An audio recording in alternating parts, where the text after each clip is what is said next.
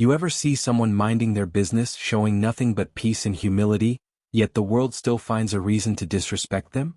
That's what happened on a hot Tuesday afternoon in Charleston, South Carolina. A day that started quiet but ended in gasps and dropped jaws. 68-year-old Harold Jennings didn't look like much. Old boots. Faded jeans. A camo jacket worn to threads. His salt and pepper beard was rough, his eyes sunken but wise. He walked slow, like every step reminded him of places his soul never came back from. And when he sat down on that park bench near City Square with his army green duffel at his feet and a pocket radio humming old jazz, nobody paid him much attention, until the police showed up. Now Harold didn't beg. He didn't shout. He didn't panhandle. All he did was sit, nod to the kids playing nearby, and whisper to a pigeon who'd taken a liking to his bread crusts. But to some folks that was enough to make him suspicious. And all it took was one phone call from a boutique store owner who didn't feel safe, for everything to spiral. 2 officers rolled up. Officer Brantley, a tall, loud white man with mirrored shades, and Officer Kyle, a younger cop trying to prove himself. They walked toward Harold like they were preparing for war. "Sir, we've received a complaint," Brantley said with his hand already resting on his belt. "You loitering? You live around here." Harold looked up calm. "I'm just resting my feet, son." "This is city property," Kyle added. "Not a shelter. We don't allow vagrants around here." Harold blinked slowly. "I served this city, and this country, long before you were even born. Ain't trying to bother nobody." That's when Brantley smirked. "Sure you did. And I'm the president." He turned to Kyle and laughed. "Probably thinks he's Rambo." Kyle chuckled too, but there was hesitation in his laugh. Harold didn't get up. Didn't argue. He just opened his bag slowly and pulled out a laminated photo of a young man in uniform, standing beside an American flag, his nameplate reading Sergeant H. Jennings. He held it up. "That was me. In '75. Brantley leaned in and scoffed. "Nice Photoshop. Now stand up and move along before we charge you with trespassing." And just like that, the men who swore to serve and protect, who should have known what honor looked like, chose to mock it instead. What they didn't know, what they were about to learn the hard way, was that Harold wasn't just a veteran. He was a decorated war hero. 2 tours in Vietnam. 1 in Desert Storm. A Bronze Star for valor. A Purple Heart for wounds received in battle. And something even rarer, the Distinguished Service Cross. But Harold never bragged. He wore his humility like armor. That is, until someone tried to disgrace him. And the moment Brantley reached for Harold's bag, trying to unzip it without permission, Harold's eyes darkened. "Don't do that, son." "You threatening me?" Brantley barked, instantly shifting his stance. "Because that's enough right there for an arrest." Harold said nothing. But his silence was louder than any shout. A small crowd had started forming nearby, passers-by, joggers, even a few tourists. People took out phones. Someone whispered, "Ain't that the old vet who talks to the kids at the community center?" Another murmured, "He's harmless." But the officers didn't stop. Kyle kept looking over his shoulder, clearly nervous. But Brantley? He was in full alpha mode now. "Get up. Now. Or you'll be cuffed for resisting." Harold rose slowly, painfully. His knee cracked. He winced. But he stood tall.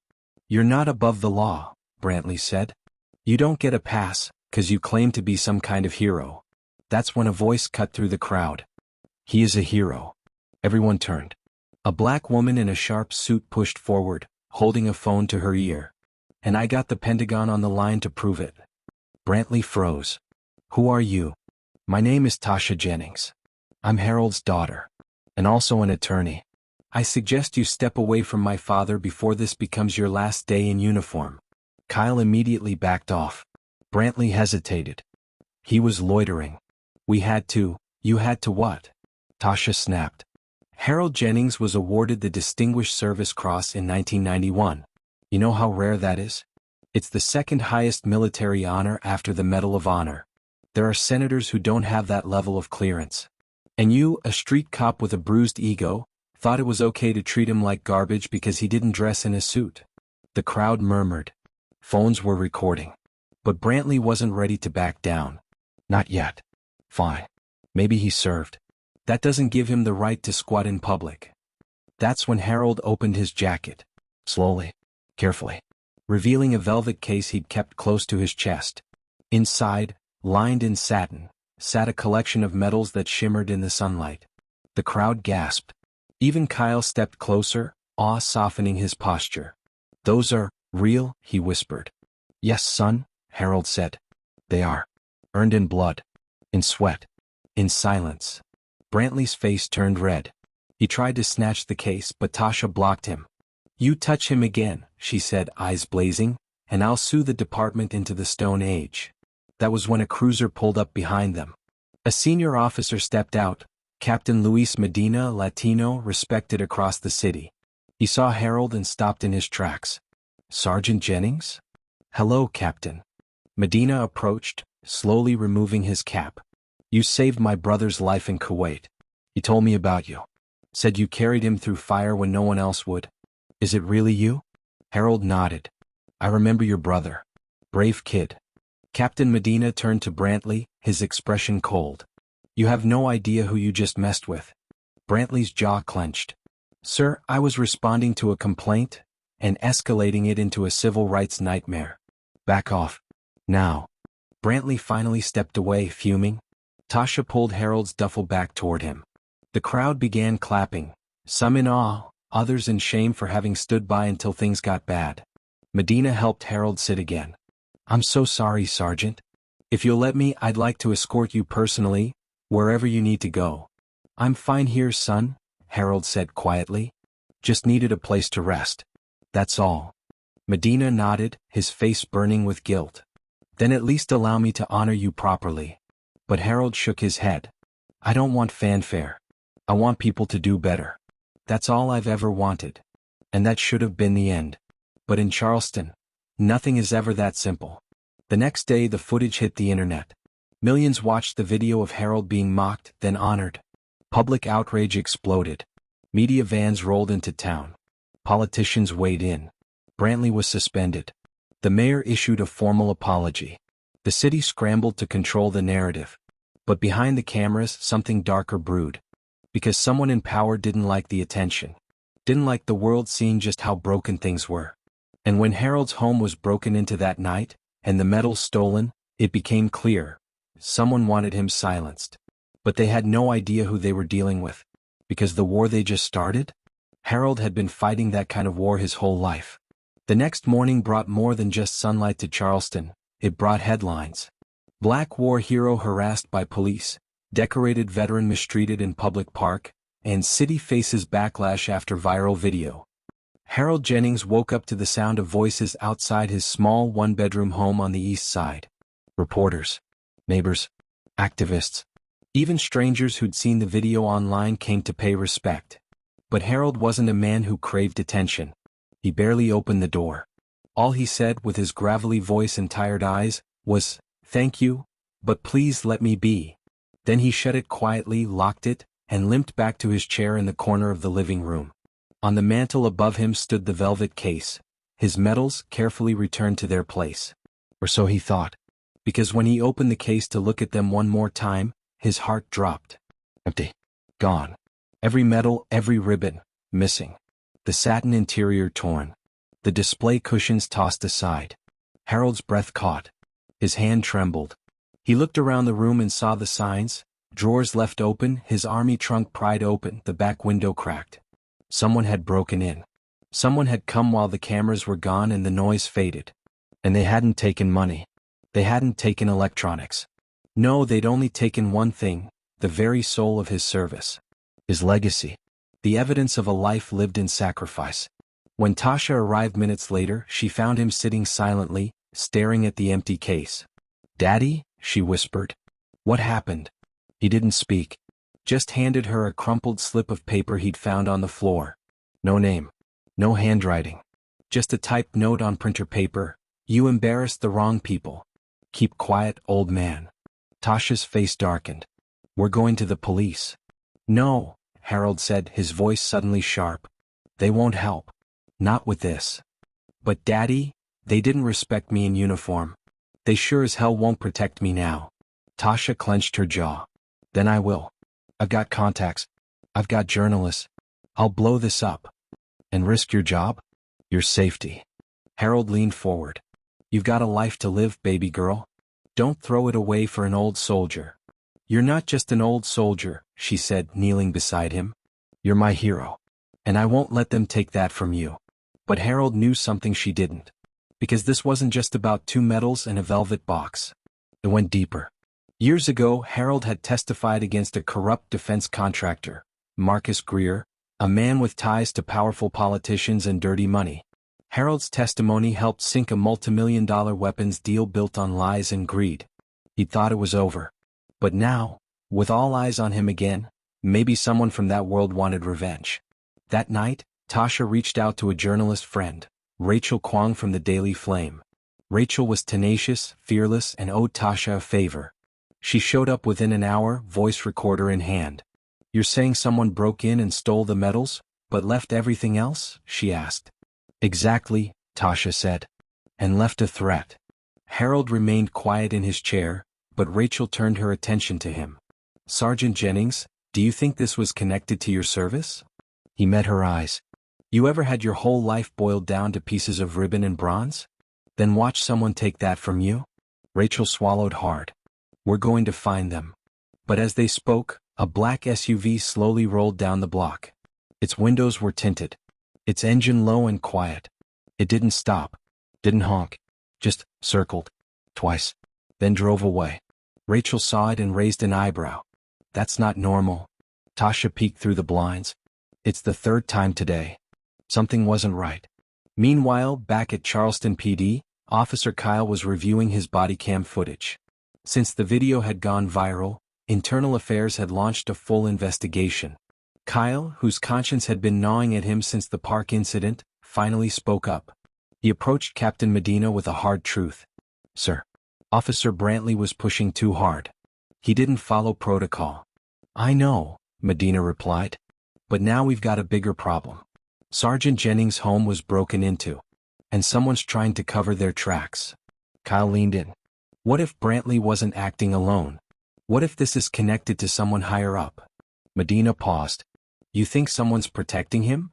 Kyle nodded. I think someone sent him. That night, under cover of darkness, Rachel snuck into a city archive building. Tasha had found a paper trail, old case files tied to the defense contractor Harold helped expose. But one file stood out. A name, Detective Marcus Brantley. Not officer. Detective. 10 years ago, before being demoted to patrolman, Brantley worked on security enforcement for the very contractor Harold testified against. The connection was too close to ignore. Brantley used to work private military, Rachel told Tasha later. Then after the trial he quietly slipped into local law enforcement. You think that's coincidence? Tasha shook her head. He's been holding a grudge. Waiting. And when he saw my father on that bench, vulnerable, he couldn't resist. The next day, Rachel aired a bombshell report linking Brantley to the contractor's fall. The city was on fire with tension. Protests reignited. Local veterans joined in. But even as the public rallied, Harold sat in silence. Because it wasn't just about revenge anymore. Someone had gone to his private storage unit, the one where he kept war journals, dog tags from fallen comrades, and old letters. And they burned it. All of it. Gone. They're not just erasing me, he whispered to Tasha, clutching one salvaged photo. They're erasing us. Every man I served with. That's when Tasha snapped. They want a war? Fine. Let's give them one. But we're doing it the smart way. The legal way. She contacted a civil rights organization. Filed formal complaints. Built a lawsuit. Rachel launched a podcast series called The Veteran They Tried to Erase. And Kyle? He risked everything by leaking internal documents that showed Brantley's demotion had been covered up. Suddenly it wasn't just a story. It was a scandal. The governor called for an independent investigation. Brantley disappeared from the force. No one knew where he'd gone. And then, a package arrived. No return address. No fingerprints. Just a plain box. Inside. Harold's medals. Scorched. Bet. And a final note. This ends now, or next time it's not medals we burn. Tasha froze. We have to go to the FBI. But before she could call, Harold stood. No, Daddy, what are you? I said no. I know who this is. I've let it slide long enough. He limped to the closet, pulled out an old footlocker. Inside, wrapped in cloth, was a military-issue 1911 pistol. He hadn't touched it in years. "You always said use the law," he told Tasha. "But sometimes, the law needs help remembering who it works for. Daddy, please." But Harold was already walking out the door. He had one mission left. And he was done asking for justice. He was going to take it. With fire in his heart, and war in his blood. Harold is done waiting. But where is he going? Who is his target? And what happens if he doesn't make it back?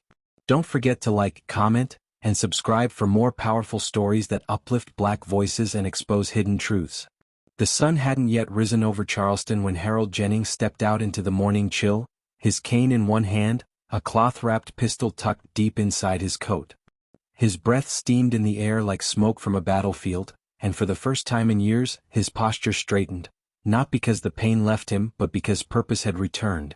He wasn't a man going to war. He was a soldier returning to a mission left unfinished. Tasha tried to follow him, racing down the porch barefoot in her pajamas, but Harold held up his hand, firm and quiet. "You can't come, baby girl. This one's on me." And with that, he walked toward the horizon like a shadow of his younger self, scarred, silent, unstoppable. Across town, Officer Kyle sat in his car outside the precinct, staring at the envelope in his lap.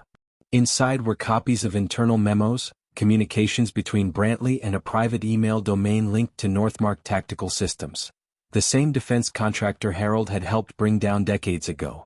One message, dated 3 months ago, read, "Target resurfaced. Handle quietly. No traces." Kyle's heart pounded. This wasn't just some old beef. This was a hit list. And Harold was at the top. He tried calling Harold's house, but no answer. He called Tasha. Straight to voicemail. Then he made a decision that could cost him his badge, or save a life. He sped off in his cruiser, tires squealing as the early morning mist clung to his windshield. Meanwhile, Harold arrived at an old, rusted warehouse near the docks. Once used for arms storage during the war, now leased to a private contractor, with shell paperwork and a blank address. He knew this place. He'd been here before, back when the world still called him Sergeant. Back when the lies hadn't yet burned so many lives. He slipped through a side entrance, ducking past security cameras, using the skills he'd sworn he'd never use again. Inside, the space was quiet, cold, desolate. Until a voice echoed from the shadows, "Didn't think you'd come alone." Harold turned. From the far end of the warehouse stepped a man he hadn't seen in over 20 years, Marcus Greer. Older now, his slick black suit wrapped around a body that had grown soft and smug with time. But his eyes were the same, ruthless and calculating. "You got nerve, Jennings," Greer said, lighting a cigar. "Showing up uninvited. Especially after what you did to my company." "Your company buried good men," Harold growled. "Then tried to bury the truth. And look where that truth got you." Greer gestured toward Harold's limp, his age-worn body. "Alone. Forgotten. Laughingstock of the same country you fought for." "I came for my medals," Harold said calmly. "And I came for an apology." Greer chuckled. "You want an apology?" He nodded to the shadows. From them stepped Brantley, smug, still wearing his badge like armor. "You got your apology, old man," Brantley sneered. "Right between the eyes." Before Harold could react, Brantley drew a concealed taser and fired. Harold dropped like a stone. Pain exploded through his spine as electricity ripped through his nerves. Brantley walked up and kicked his cane aside.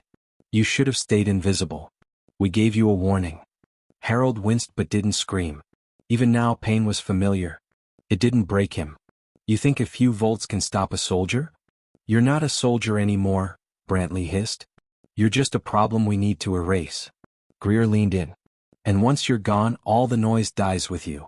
"That's where you're wrong," a voice cut through the air. Boom. The side doors burst open. Officer Kyle stormed in, service weapon drawn, badge flashing. "Charleston PD." Hands in the air. Brantley panicked, reaching for his weapon, but Kyle was faster. A warning shot hit the ground by Brantley's foot. "Try me," Kyle growled. Greer stepped back, hands raised, face pale. "You don't know what you're doing, officer." "I know exactly what I'm doing," Kyle snapped. "You and Brantley are finished." He rushed to Harold's side, helped him sit up. "You okay, sir?" Harold nodded weakly. Better now. Ambulance is on the way, Kyle said, glancing at Greer. But they're bringing handcuffs. But Greer smiled. That kind of smile, the one born from years of power. You think a rookie like you can touch me? I've got lawyers on speed dial. Judges in my back pocket. I'll be out before you file the paperwork. Kyle looked at Harold. We'll see about that. They turned over Greer and Brantley to incoming backup. Cameras arrived. Tasha finally pulled up, tears streaming down her face as she held her father tight. Rachel Kwong live-streamed the arrest to over 2 million viewers. By nightfall the entire country was watching. But it wasn't over. Because when the FBI began digging into Northmark's finances, they uncovered something far worse. A secret operation called Project Horizon, hidden beneath layers of shell companies. A black-budget mission to traffic weapons overseas, illegal, untraceable and tied directly to Greer, and at least 3 local politicians. Harold's testimony wasn't just about old corruption. It had the power to take down a living empire. That night, Kyle sat down with Harold and Tasha at the hospital. They're going to call you in for a federal deposition, he said. The evidence you have, the stories, they could change everything. Harold looked tired. But a fire still burned behind his eyes. Then I'll give them everything. But I want it public. No secret hearings. No sealed deals. Let the people see what they tried to bury. Rachel leaned forward from the corner. We can arrange that. Livestream. Press coverage. Full transparency. Good, Harold nodded. Because this isn't about medals anymore. It's about truth. And just when it seemed like peace had finally arrived, Rachel's phone buzzed. She looked down then froze. What is it? Tasha asked. Rachel turned the phone around. On the screen was an anonymous message. You exposed the lie. But you haven't found the rest.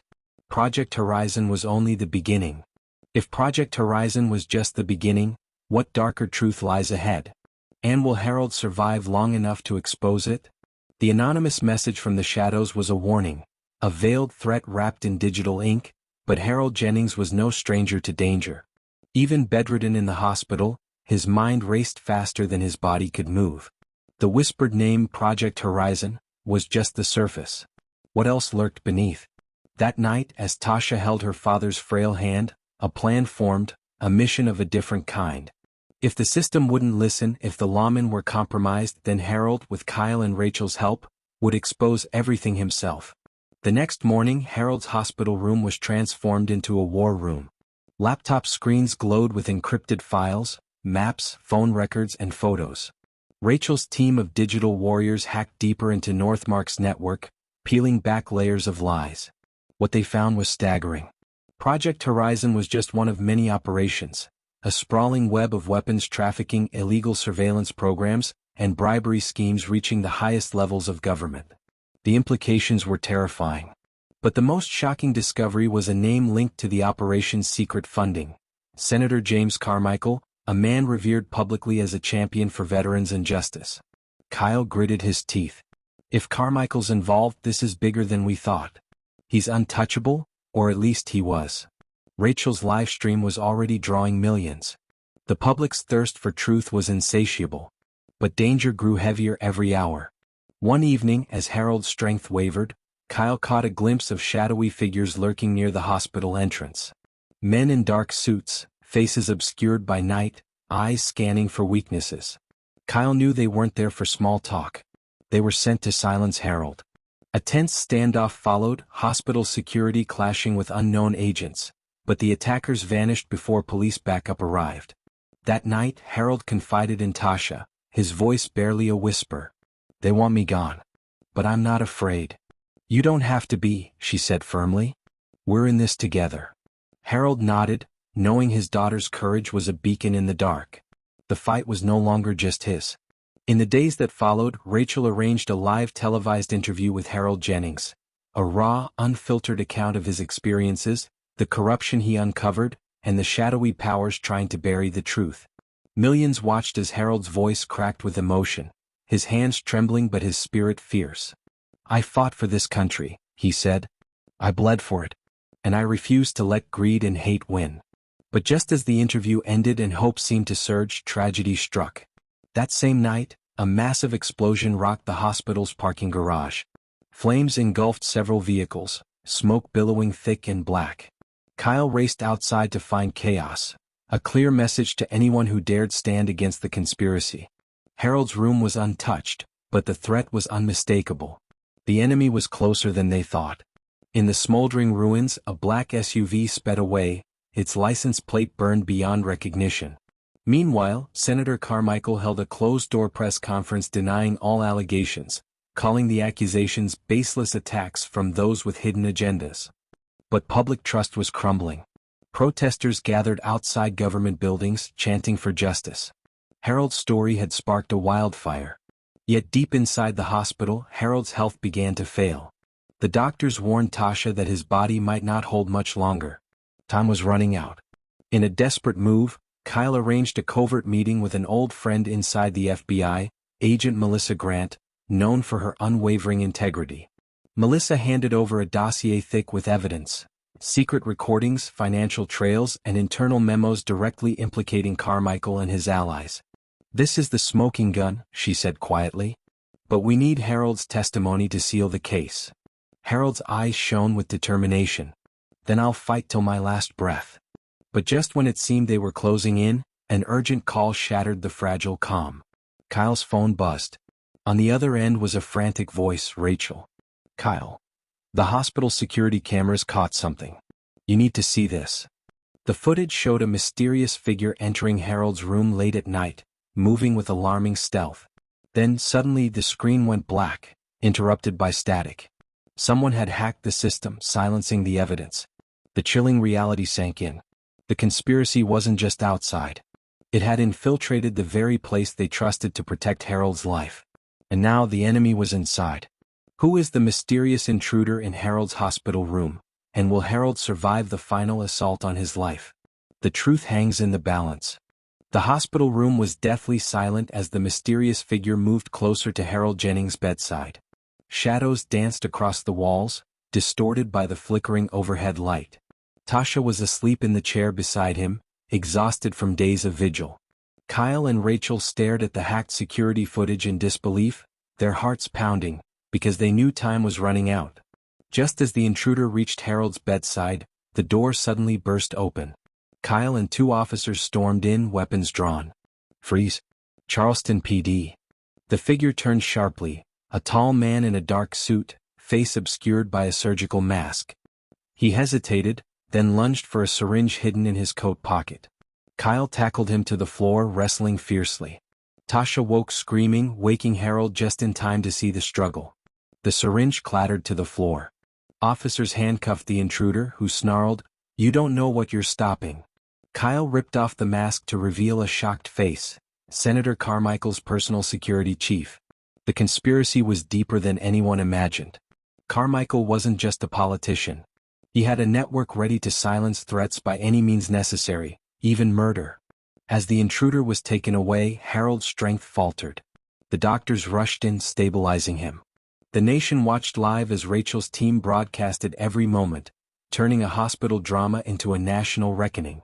Days later, armed with Harold's testimony and the evidence Kyle and Melissa had secured, the FBI launched a sweeping investigation. Senator Carmichael and his co-conspirators were arrested in a shocking overnight raid. The media frenzy was unprecedented. But amid the chaos, the focus remained on Harold Jennings, the veteran who refused to be silenced. In a moving ceremony, Harold was awarded the Medal of Honor, not just for his military service, but for his bravery in exposing corruption that endangered countless lives. Standing beside Tasha, Kyle, and Rachel, Harold spoke with a quiet, unwavering voice. "This country tested me, tried to erase me, but I am here. Not because of medals or titles, but because truth has power. If we stand together and fight for justice, no shadow can hide forever." Months later, the hospital wing named after Harold Jennings opened, serving veterans and survivors of systemic injustice. His story inspired a movement, veterans and citizens rallying for transparency, accountability, and respect for those who serve. And though the scars remained, Harold's legacy was clear. Courage and truth are stronger than fear and corruption. As the sun set over Charleston, Harold sat quietly on his porch, Tasha beside him. A neighbor walked by, eyes wide with respect and gratitude. "Thank you, sir. For everything." Harold smiled gently. "We all owe a debt to those who came before and those who come after. Never forget, sometimes the greatest battles are fought long after the war is over." And with that, the veteran closed his eyes, finally at peace. The end. True courage is not just fighting on the battlefield, but standing up against injustice even when the odds are stacked against you. The sacrifices of those who serve extend beyond war zones. They must be honored, protected, and remembered. Corruption and hate thrive in silence, but the light of truth, resilience, and unity can expose even the darkest conspiracies. Never underestimate the power of one person's voice to spark a movement for justice. Don't forget to like, comment, and subscribe for more powerful stories that uplift Black voices and expose hidden truths.